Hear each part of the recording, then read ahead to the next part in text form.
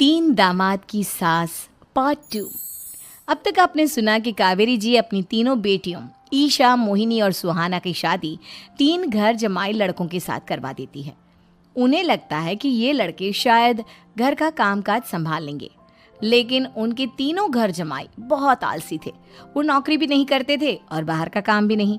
कावेरी जी ने अपनी बेटियों से कहा कि वो प्रेगनेंसी का बहाना बनाकर अपने पतियों को सबक सिखाए।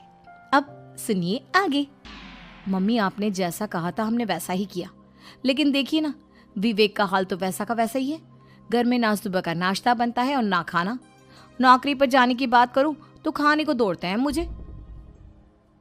हाँ मम्मी, मैंने भी सुमित को कितनी बार कहा कि अगर नौकरी नहीं करनी तो कोई छोटी सी दुकान ही खोल लो। घर का खर्चा कैसे चलेगा? देखो दोपहर के 12 बजने आए और जनाब अभी तक सो रहे हैं। हाँ मम्मी, ईशा और सुहाना ठीक कहती हैं। अविनाश का भी यही हाल है। जब मैंने अपनी प्रेगनेंसी के बारे में कहा तो मुझसे कहने लगा, अरे दूसरी लड़कियां तो 9-9 महीने तक नौकरी करती है, बस डिलीवरी के टाइम छुट्टी लेती है। मोहिनी, तुम भी नौकरी करो। अब मुझे कहाँ नौकरी मिलेगी? मम्मी बताओ, अब मैं क्या करूँ?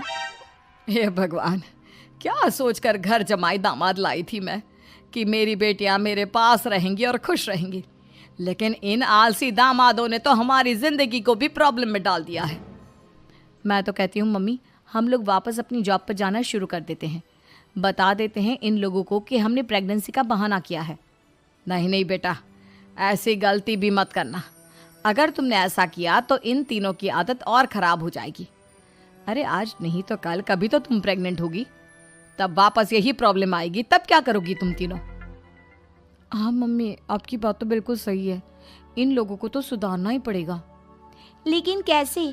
अपने बच्चों के आने की खबर सुनकर भी इन लोगों पर कोई असर नहीं हो रहा। पैसे कमाने के लिए घर से बाहर निकलना ही नहीं चाहते ये तीनों। अब मेरे दिमाग में एक प्लान आया है। तुम तीनों चिंता मत करो, उन तीनों को बुलाओ, फिर मैं बात करती हूँ। थोड़ी देर बाद कावेरी जी अपने तीनों दामादों को सामने बुलाकर अपनी बात कहना शुरू करती हैं।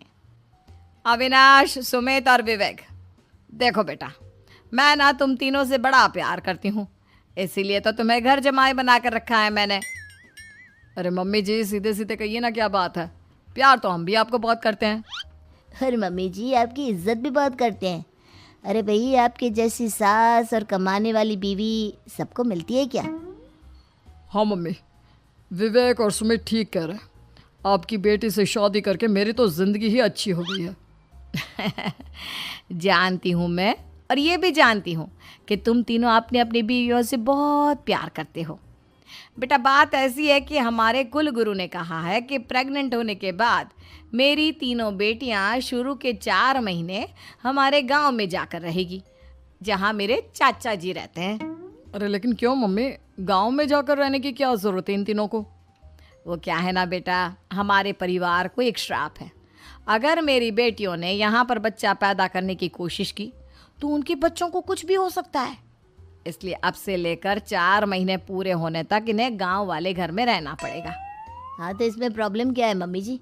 हम भी वहाँ जाकर रहेंगे, पिकनिक मनाएंगे। अरे भाई, बीवी जहाँ हम भी वहाँ। हाँ यार, आइडिया तो बहुत अच्छा है। शहर की ज़िंदगी में रह रहकर परेशान हो चुके हैं, अब कुछ दिन गांव में बिताएंगे। तुम लोग समझने की कोशिश क्यों नहीं करते? तुम में से कोई भी वहाँ नहीं जा सकता, और मैं यहाँ रहूँगी ना तुम तीनों के साथ। 4 महीने की तो बात है, उसके बाद ये तीनों ही लौट कर आ जाएंगी। ठीक है मम्मी जी, अब हमारे बच्चों का सवाल है तो ये तो करना ही पड़ेगा। कावेरी अपनी तीनों बेटियों को कुछ दिन के लिए घर से बाहर कहीं दूसरे शहर में रहने के लिए भेज देती है। कुछ दिनों के बाद, अरे मम्मी जी, बहुत दिन से पिज्ज़ा नहीं खाया, मंगवाइए ना। क्या बताऊं बेटा, पहले तो बेटियां खर्चा दे देती थी क्योंकि उनकी नौकरी थी, लेकिन अब तो मेरे पास पैसे ही नहीं बचे। थोड़े बहुत पैसे हैं जो बच्चों की डिलीवरी में काम आएंगे। लेकिन मम्मी जी, आपकी बेटियों को वापस आने में तो अभी बहुत वक्त बाकी है। वही सोच सोच कर परेशान हो रही हूँ। सोच रही हूँ कल से दूध भी बंद करवा देती हूँ। अब दूध वाले को देने के लिए पैसे भी तो नहीं है ना। अरे नहीं नहीं मम्मी जी, अगर दूध भी बंद करवा दोगी तो मुझे चाय कहाँ से मिलेगी? और चाय के बिना मैं तो मर ही जाऊंगा। क्या करूं बेटा, इसके अलावा हमारे पास कोई ऑप्शन नहीं है, मेरे पास पैसे ही नहीं बचे। इस तरह कावेरी जी धीरे धीरे अपने तीनों दामादों को पैसे देना बंद कर देती हैं और घर में खाने पीने की चीजें लाना भी बंद कर देती है। अब वो तीनों बुरी तरह से परेशान होने लगे थे और इसलिए एक दिन तीनों प्लान करके घर से बाहर निकलते हैं और बाजार में जाने के बाद, यार अच्छा खाना खाए हुए कितने दिन हो गए, पता नहीं कब अच्छा खाना मिलेगा। हमारी बीवियों के जाने के बाद तो हमारी हालत भिखारियों जैसी हो गई है यार। कुछ भी हो, मुझे तो आज पिज्ज़ा खाना ही खाना है। जेब में 1 रुपया नहीं और पिज्जा खाएगा, कहाँ से आएंगे पैसे? अरे देख वहाँ सामने बोर्ड पर क्या लिखा हुआ है, कंप्यूटर पर काम करने के लिए एक आदमी की आवश्यकता है। भाई मैं तो जा रहा हूँ, काम करूँगा और शाम तक पैसे लाकर आराम से पिज्ज़ा खाऊंगा। जा जा, तुझे कोई काम नहीं देने वाला, हम तो घर जा रहे हैं। चल भाई सुमित। सुमित और अविनाश वहाँ से चले जाते हैं और विवेक उस कंप्यूटर शॉप पर सारा दिन काम करके 5,000 रुपये कमा कर घर लौट कर आता है और अपने खाने के लिए अच्छी अच्छी चीज़ें भी लेकर आता है। ये देखकर विवेक और सुमित के दिल में भी कुछ पैसे कमाने की इच्छा जागती है। अरे सुबह सुबह कहाँ चल दी है तुम? मम्मी जी एक बहुत अच्छी जगह मिली है, कंप्यूटर पर काम करने के 5,000 मिले थे कल मुझे। अगर रोज़ काम करूँगा तो पूरे 40,000 की तनख्वाह। अरे वाह, ये तो बहुत अच्छी बात है दामाद जी, आपको जाना ही चाहिए। सुमित और अविनाश विवेक को इस तरह तरक्की करते देखकर परेशान हो जाते हैं और वो दोनों भी काम की तलाश में निकल पड़ते हैं। धीरे धीरे उन दोनों को भी काम मिल जाता है। अब कावेरी के तीनों दामाद छोटी मोटी नौकरी करके अच्छा पैसा कमाने लगे थे। एक दिन कावेरी उन्हें अपने पास बुलाती है।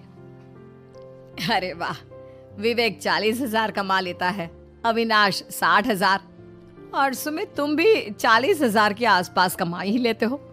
कुल मिलाकर तुम अच्छे खासे पैसे कमा रहे हो बेटा। हाँ मम्मी जी, बहुत मज़ा आता है जब महीने के एंड में मोटी रकम हाथ में आती है। पूछिए मत मम्मी जी, घर में रहकर रोटी बना बना कर औरतों जैसा महसूस होने लगा था मुझे तो।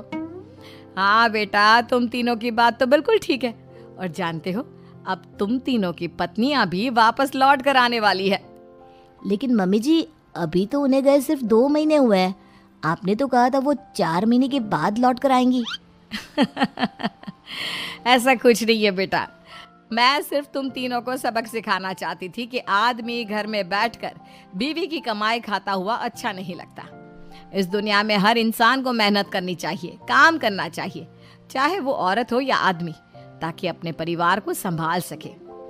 कावेरी की बात सुनकर उन तीनों को अपनी गलती का एहसास होता है और कावेरी उन्हें सच बता देती है कि ईशा, सुहाना और मोहिनी शहर में ही कहीं दूसरी जगह रह रहे थे। शाम के वक्त उन तीनों की पत्नियां लौट कर आ जाती है और कावेरी जी का परिवार एक खुशहाल परिवार की तरह रहने लगता है।